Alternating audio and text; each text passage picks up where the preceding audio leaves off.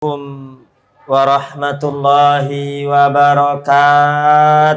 Waalaikumsalam warahmatullahi wabarakatuh.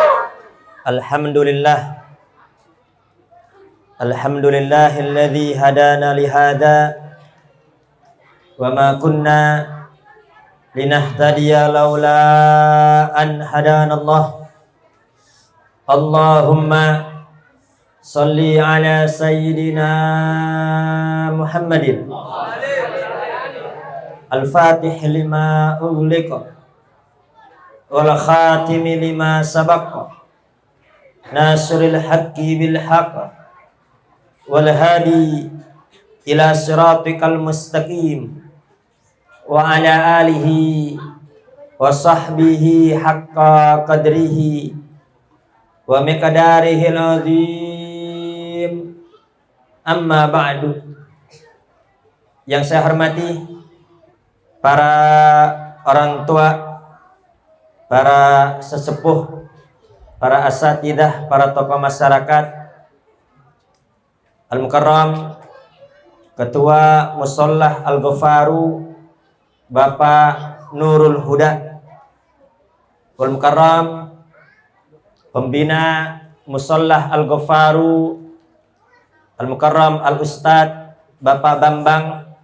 Kita doakan semoga segenap pengurus Mushollah Al-Ghafaru selalu dilimpahi rahmat dan keberkahan oleh Allah Subhanahu wa taala.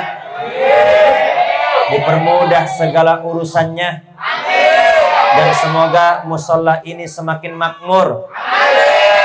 Baik dengan ibadah maupun dengan majlis dzikir dan majlis ilmu, dan semoga kita semua wafat husnul khatimah.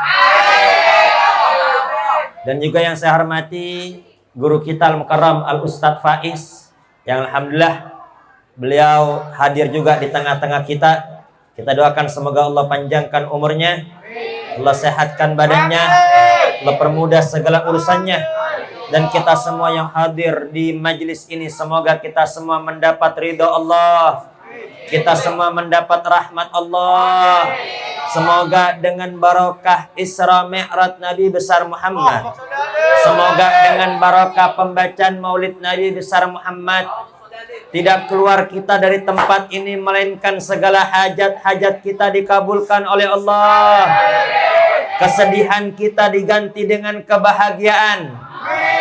Rizki kita dilancarkan, segala penyakit kita disembuhkan. Putra-putri kita, keluarga kita yang belum sholat, semoga menjadi rajin sholat. Yang masih terjerumus ke dalam kemaksiatan dan perbuatan dosa, semoga diberi taufik hidayah oleh Allah, kembali kepada Allah. Dan semoga perkumpulan kita pada malam ini dicatat oleh Allah sebagai amal soleh yang memudahkan kita untuk masuk ke dalam surganya Allah Subhanahu wa ta'ala. Amin. Allahumma amin. Bapak-bapak, ibu-ibu yang dimuliakan Allah Subhanahu wa ta'ala, tidak banyak yang ingin saya sampaikan. Yang pertama, saya ingin mengingatkan bahwasannya tidak terasa kita sudah berada di bulan Sya'ban. Bulan Rajab sudah berlalu dari kita. Semoga dengan berlalunya bulan Rajab, berlalu juga dosa-dosa kita. Amin. Berlalu juga segala kesalahan-kesalahan kita. Allah ampuni segala kehilafan-kehilafan kita. Dan semoga Allah berkahi bulan Sya'ban kita. Dan besar harapan kita, semoga Allah panjangkan usia kita, sehat jasmani kita, dapat beribadah di bulan Ramadan, wafat husnul khatimah. Amin. Allahumma amin. Sebagaimana Nabi besar Muhammad SAW mengajarkan kepada kita suatu doa. Allahumma barik lana fi Rajab wa Sya'ban wa ballighna Ramadan. Ya Allah, berkahi bulan Rajab kami, berkahi bulan Sya'ban kami. Arti barokah adalah ziyadatul khair, bertambahnya kebaikan. Jadi kita minta tolong kepada Allah, kita mohon kepada Allah, semoga aku dan kalian di bulan Sya'ban ini diberi kekuatan oleh Allah, dapat mengisi waktu-waktu sepanjang bulan Sya'ban ini dengan amal soleh, dengan amal taat. Ini maknanya barokah. Adapun hari, adapun waktu yang kita isi dengan maksiat, yang kita isi dengan dosa, yang mana di hari tersebut kita tidak mengerjakan sholat, meskipun kita mendapat rezeki yang sangat banyak berupa dunia, ketahuilah itu hari yang sial, yang dapat memberatkan kita nanti di sidang akbar pengadilan Allah Subhanahu wa ta'ala. Semoga kita semua dapat mengisi hari-hari ini dengan amal soleh, dan semoga Allah panjangkan usia kita sampai di bulan Ramadan. Dan ketahuilah di bulan Sya'ban ini banyak sekali peristiwa-peristiwa. Di antaranya tahwilul kiblah, perpindahan kiblat ini terjadi di bulan Sya'ban. Jadi dahulu Nabi besar Muhammad dan para sahabat, Bu, itu pernah sholat menghadap Masjidil Aqsa. Sholat menghadap mana? Masjidil Aqsa. Bukan sebentar, cukup lama. Sekitar 17 bulan 3 hari. Berapa? 17 bulan 3 hari. Itu Nabi besar Muhammad pernah sholat menghadap Masjidil Aqsa. Dan Nabi besar Muhammad berharap semoga Allah cepat-cepat mengembalikan kiblat menghadap Ka'bah. Kenapa? Karena setiap saat, setiap waktu itu orang-orang kafir selalu menghina Nabi, selalu mengejek Nabi. Muhammad, kalau kamu mau ikut agama kita jangan setengah-setengah dong. Ini jangan kiblatnya doang nyamain kita, tapi ajarannya nggak mau ngikutin kita. Ini benar-benar menyakitkan hati Nabi. Kenapa? Karena Nabi besar Muhammad menghadap Masjidil Aqsa itu tidak mengikuti orang kafir. Karena Nabi besar Muhammad sangat anti mengikuti tradisi, mengikuti ajaran, dan mengikuti budaya-budaya orang kafir. Rasulullah menghadap Masjidil Aqsa karena perintah Allah. Dan Nabi besar Muhammad tiap habis sholat selalu menghadap ke langit, berharap malaikat Jibril turun membawa wahyu pindah kiblat. Hingga akhirnya turun firman Allah, qad nara taqalluba wajhika fis sama falanwalliyannaka qiblatan tardaha fawalli wajhaka syatral masjidil haram. Tepat 17 bulan 3 hari setelah itu kiblat pindah ke Ka'bah Al-Mukarramah. Alhamdulillah. Semoga Allah Subhanahu wa taala memberikan anugerah, memberikan rezeki kepada kita, bisa sholat di depan Ka'bah, bisa pergi haji, ziarah makam Nabi besar Muhammad sallallahu alaihi wasallam. Itu yang pertama. Adapun yang kedua, ini bulan Sya'ban dinamakan juga bulannya Nabi besar Muhammad sallallahu alaihi wasallam. Kenapa kok bulan Sya'ban dinamakan bulan Nabi? Bukankah bulan Nabi itu bulan Maulid? Bukannya bulan Nabi itu Rabiul Awal? Rabiul Awal itu bulan kelahiran Nabi. Tapi kalau bulan Sya'ban disebut bulannya Nabi. Kenapa?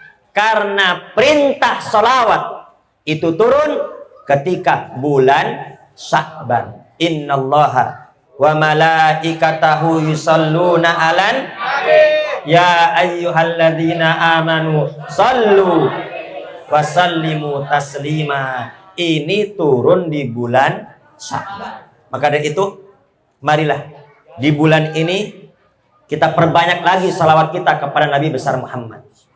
Yang udah salawat tiap hari 300, tambahin lagi. Yang tiap hari sudah salawat 1000, tambahin lagi. Kenapa? Karena sekarang memang bulannya diturunkannya perintah untuk bersalawat kepada Nabi besar Muhammad sallallahu alaihi wasallam. Dan ketahuilah, Allah perintahkan kita salawat kepada Nabi bukan berarti Nabi butuh sama salawat kita. Awas, hati-hati. Jadi di antara adab salawat, ketika kita salawat, jangan sampai kita berkeyakinan bahwa Nabi butuh terhadap salawat kita. Enggak. Nabi nggak butuh sama salawat kita. Kenapa? Allah dan malaikatnya sudah salawat kepada Nabi. Untuk apa salawat kita? Kita hamba Allah yang banyak dosa, banyak khilaf, banyak kekurangan. Nabi nggak butuh sama salawat kita. Tapi mengapa Allah perintahkan kita untuk salawat kepada Nabi? Tidak lain dan tidak bukan, Allah ingin memuliakan kita. Allah ingin mengagungkan kita. Allah ingin mengangkat derajat kita agar perbuatan kita sama dengan perbuatan Allah dan para malaikatnya. Innallaha wa malaikatahu yusalluna 'alan nabi. Sesungguhnya Allah dan para malaikat salawat kepada Nabi. Ya ayyuhalladzina amanu sallu alaihi wasallimu tasliman. Hai orang-orang beriman, salawatlah kepada Nabi besar Muhammad sallallahu alaihi wasallam. Jadi barang siapa yang ingin mulia, barang siapa yang ingin diangkat derajatnya, perbanyak salawat kepada Nabi besar Muhammad sallallahu alaihi wasallam. Ibu-ibu, bapak-bapak yang dimuliakan Allah Subhanahu wa taala, ini salawat kepada Nabi enak. Nggak butuh bimbingan guru. Salawat kepada Nabi nggak butuh ijazah. Salawat kepada Nabi itu nggak butuh ijazah. Kenapa? Karena ijazahnya langsung dari Allah Subhanahu wa ta'ala. Ya ayyuhalladzina amanu sallu alaihi wasallimu taslima. Ada cerita, Bu? Saya boleh cerita gak, Bu? Bu? Nah, ini ada cerita di dalam kitab Fawaidul Mukhtarah. Qala ba'dus sholihin. Ini ada sebagian orang soleh cerita. Kanali jarun musrifun ala nafsihi. Aku punya tetangga musrifun ala nafsih.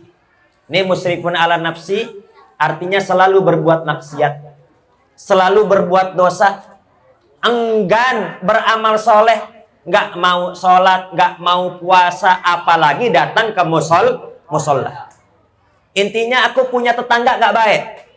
Kemudian kuntu amiruhu bittaubah falam yaf'al. Aku beri nasihat kepada dia. Aku ingatkan dirinya, ayo tobat. Ayo kembali kepada Allah. Mau sampai kapan terus-menerus maksiat? Mau sampai kapan nggak mau sholat? Mau sampai kapan nggak pernah datang ke musola dan ke masjid? Ayo tobat. Falam yaf'al. Tapi dia nggak mau tobat. Diajak tobat nggak mau tobat. Singkat cerita, setelah beberapa lama, akhirnya tetangganya ini wafat. Ini tetangganya yang sering berbuat dosa dan enggan berbuat taat, wafat kembali kepada Allah. Sedih nih. Yang namanya tetangga wafat sedih. Akhirnya ketika di malam hari, ini orang soleh ini melihat tetangganya ini ternyata sedang berada dalam kenikmatan-kenikmatan surga. Kaget dia. Bimanil tahadil manzilah. Hei tetanggaku, padahal engkau dulu nggak pernah ibadah, sering berbuat dosa demi dosa dan maksiat. Tapi kenapa saat ini engkau berada di surga, berada dalam kenikmatan-kenikmatan surga? Dijawab oleh dia, ya dulu waktu di dunia aku pernah hadir di majelis ilmu. Jadi diam-diam dia pernah mampir, Pak. Ya, pernah mampir di majelis ilmu. Ternyata ini seorang guru, dia menyampaikan nasihatnya, man rafa'a sautahu bisolati ala nabi wajabat lahul jannah. Barang siapa yang mengeraskan suaranya, barang siapa yang mengangkat suaranya selawat kepada Nabi besar Muhammad, wajabat lahul jannah, maka wajib dia masuk surga. Maka seketika itu juga aku langsung mengeraskan suaraku salawat kepada Nabi, Allahumma sholli ala sayyidina Muhammad. Farafa'a sauti wa rafa'al qaumu sautuhum. Akhirnya karena aku mengangkat suaraku salawat kepada Nabi, Itu orang-orang yang hadir ikut-ikutan. Semua mengeraskan suaranya selawat kepada Nabi besar Muhammad sallallahu alaihi wasallam. Dan dengan sebab itu faghfarallahu lana jami'an. Allah mengampuni dosa-dosa kami. Allah berikan taufik hidayah kepada kami sehingga kami ibadah, kami taubat kepada Allah Subhanahu wa taala. Allah ampuni dosa-dosa kami. Itu semua berkat apa? Berkat salawat. Sallu ala sayyidina Muhammad. Ayo kita salawat bersama-sama. Salatullah.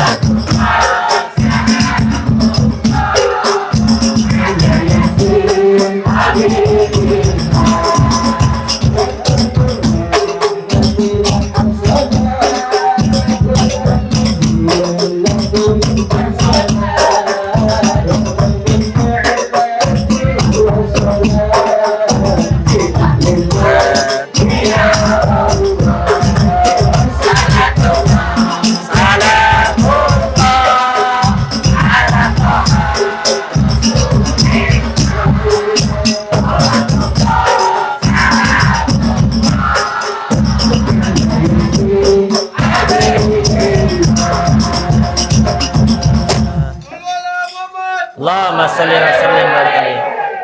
Semoga dengan kita bersama-sama mengeraskan suara kita berselawat kepada Nabi besar Muhammad, semoga ini menjadi sebab menjadi sebab Allah ampuni dosa-dosa kita. Kita bisa istiqomah ibadah di jalan Allah. Amin. Allahumma amin. Kemudian berbicara mengenai Isra wa Mi'raj, ketahuilah banyak pelajaran di dalam Isra Mi'raj. Pada malam ini saya hanya menyampaikan 3 saja. Yang pertama, Isra Mi'raj ini mengajarkan kepada kita, jadi Allah menjalankan Nabi besar Muhammad minal masjidil haram ilal masjidil aqsa, dan menembus 7 langit. Allah ingin memberi pelajaran kepada kita bahwa betapa mulianya Nabi besar Muhammad, betapa agungnya Nabi besar Muhammad, betapa istimewanya Nabi kita Muhammad sallallahu alaihi wasallam. Itu Nabi besar Muhammad diperintahkan untuk Isra wa Mi'raj, tidak datang begitu saja, tapi Allah muliakan. Ini perlu dicatat ini. Allah muliakan. Allah perintahkan kepada malaikat, bukan malaikat sembarangan, pimpinan malaikat. Siapa? Malaikat Jibril dan malaikat Mikail. Allah perintahkan untuk mengawal perjalanan Nabi besar Muhammad sallallahu alaihi wasallam. Yang ngawal bukan polisi, yang ngawal bukan TNI, yang ngawal adalah makhluk yang tidak punya dosa, makhluk yang sempurna, yaitu malaikat. Bahkan bukan sembarang malaikat, tapi pimpinan malaikat. Dan tidak sampai di situ, Nabi besar Muhammad tidak dibiarkan jalan, tapi Allah sediakan kendaraan, kendaraan yang paling mahal, kendaraan langsung dari yaitu buruk. Jadi Pak, sudah kebiasaan raja-raja terdahulu itu kalau mau ngundang orang mulia itu disediakan kendaraan. Ya. Jadi di sini ini pelajaran yang sangat luar biasa. Allah betapa Allah sangat memuliakan Nabi besar Muhammad, disediakan kendaraan dari surga dan dikawal oleh malaikat Jibril dan malaikat Mikail. Singkat cerita, ketika sampai di Masjidil Aqsa, kemudian malaikat Jibril adzan. Setelah adzan qomat, Jibril memerintahkan kepada Nabi besar Muhammad untuk maju sholat menjadi imam. Setelah sholat menjadi imam, Jibril bertanya kepada Nabi besar Muhammad, "Ya Rasulullah, tahukah engkau siapa itu yang menjadi makmum di belakang engkau?" Tidak tahu. Itu yang menjadi makmum di belakang engkau semua arwah para anbiya wal mursalin dan juga para malaikat-malaikat Allah Subhanahu wa ta'ala. Kumpul semua nabi, semua rasul, semua malaikat. Siapa imamnya? Nabi besar Muhammad sallallahu alaihi wasallam. Kemudian menembus 7 langit, dan perlu diketahui itu setiap langit ada pintunya dan ada penjaganya. Setiap mau naik ke langit pertama, naik ke langit kedua, ketiga, itu ada penjaganya. Nih penjaganya bertanya, "Ya Jibril, man ma'ak?" Jibril, engkau bersama siapa? Bayangin, ini padahal ada pintunya, tapi udah tahu ini. Malaikat penjaga udah tahu, ini malaikat Jibril nggak sendirian ini. Ini cahayanya sangat hebat, nurnya sangat luar biasa. Siapa gerangan di samping malaikat Jibril? "Ya Jibril, man ma'ak?" Kau bersama siapa? Dijawab oleh malaikat Jibril, "Muhammad." Aku bersama Nabi besar Muhammad. Apa jawaban setiap penjaga langit? "Abu Ithahwa." Apakah ini udah waktunya Isra wa Mi'raj bagi Nabi besar Muhammad? Lihat. Ini setiap malaikat penjaga bertanya, apakah ini memang sudah waktunya beliau Isra wa Mi'raj? Ini malaikat tidak bertanya, "Man Muhammad?" Malaikat nggak bertanya, "Siapa Muhammad?" Enggak. Tapi mereka semua udah kenal. Jadi semua penghuni langit kenal kepada Nabi besar Muhammad sallallahu alaihi wasallam. Jadi di sini Allah ingin menunjukkan kepada kita, ya, yang mana sebelum Isra ini Nabi dihina, Nabi dicaci, Nabi diintimidasi, Nabi difitnah, bahkan Nabi diusir oleh orang-orang Quraisy. Tapi apa? Allah ingin memuliakan Nabi besar Muhammad. Meskipun seluruh penghuni dunia berusaha merendahkan engkau, berusaha menghinakan engkau, tapi ketahuilah kedudukan engkau begitu mulia bagi penghuni langit. Jadi nggak bisa. Kalau sudah Allah kehendaki seseorang mulia, nggak bisa dihinakan. Sama seperti cucunya siapa? Al-Habib Rizik bin Syihab. Ya, Habib Rizik ketika mau datang kan dibilang, paling jamaah cuma sedikit. Ternyata apa? Yang datang sangat banyak. Jadi kalau Allah sudah berkehendak memuliakan seseorang, maka siapapun tidak ada yang bisa menghinakan. Kemudian pelajaran yang kedua, ketika Nabi besar Muhammad sallallahu alaihi wasallam Isra wa Mi'raj, itu Nabi besar Muhammad diperlihatkan. Ini ada beberapa orang disediakan makanan yang lezat, makanan yang segar, tapi nggak mau. Ada makanan enak dia nggak mau. Dia milih bangke yang sangat busuk. Rasul heran bertanya kepada Jibril, ya Jibril, ini siapa? Kok disediain makanan enak nggak mau? Maunya bangke yang sangat busuk. Ibaratnya disediain sate. Sate enak gak? Ayam goreng enak gak, Bu? Apalagi gratis ya. Enak. Disediain ayam goreng nggak mau. Maunya apa? Tikus goreng. Ya. Disediain sate bakar, sate nggak mau. Maunya apa? Ayam yang sudah busuk. Heran mereka, Nabi besar Muhammad, ya Jibril ini siapa? Ini adalah orang-orang yang dulu punya pasangan sah. Adalah seorang lelaki yang punya istri yang sah, akan tapi apa? Dia nggak mau sama istrinya, dia nyari para pelacur, selingkuh. Na'udzu. Atau ini seorang istri punya suami yang halal, dia malah selingkuh mencari laki-laki lain. Itu ibaratnya apa? Udah ada yang halal, yang segar, nyari yang busuk. Na'udzubillah min dzalik. Ya, jadi sering ada pertanyaan, dulu istri saya kayaknya cakep banget. Tapi kenapa ya sekarang kok kurang cakep? Sebetulnya sama aja. Istrinya begitu-begitu juga. Atau suaminya sama. Suaminya begitu-begitu juga. Tapi apa yang membuat berubah? Karena dulu sebelum nikah, nih mata merem dari yang lain, yang dilihat dia doang. Akhirnya dia paling cakep. Pas udah nikah, sering lihat rumput yang lain. Akhirnya istrinya kelihatan kurang cakep. Ya, jadi kalau udah yang haram, itu udah dihiasin sama setan. Ya, kalau udah haram dihiasin sama setan, jelek pun jadi cakep. Padahal istrinya lebih cakep dibanding selingkuhannya. Tapi kenapa kok milih selingkuhannya? Karena udah dihiasi oleh setan. Yang terakhir, Nabi besar Muhammad ketika berjalan ngelihat orang ada kepalanya ditiban sama batu yang sangat besar, hancur. Setelah hancur dikembalikan lagi. Ditiban lagi oleh batu, hancur, kembali lagi. Ditiban lagi, hancur, dikembalikan lagi. Terus nggak berhenti-henti.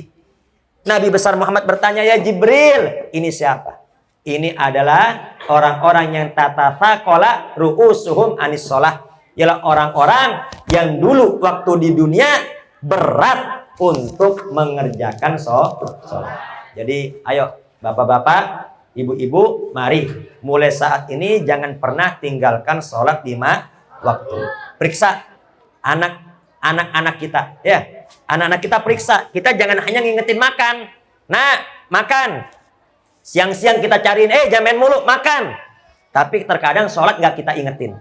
Ya, mulai sekarang ingetin sholat. Kenapa? Karena Al-Habib Abdullah Al-Haddad berkata, as-sholah fid din kamanzilatir ra'si anil jasad. Sholat itu dalam agama, kedudukannya sama seperti kepala di dalam tubuh. Ya, ada orang cacat, semoga semua sehat, amin. Ada orang cacat, nggak punya mata, tapi masih hidup. Ada orang nggak punya tangan, tapi masih hidup. Ada orang nggak punya kaki, tapi masih hidup. Tapi kalau ada orang nggak ada kepala, bisa hidup nggak? Makanya ibu-ibu pulang dari sini, kalau ada orang nggak punya kepala, jalan, itu bukan orang, Bu. Tapi itu setan. Nah, sama lah seperti itu. Jadi nggak disebut orang beragama Islam kalau dia tidak salat. Karena al-farqu bainana wa bainahum as-shalah. Perbedaan kita dengan orang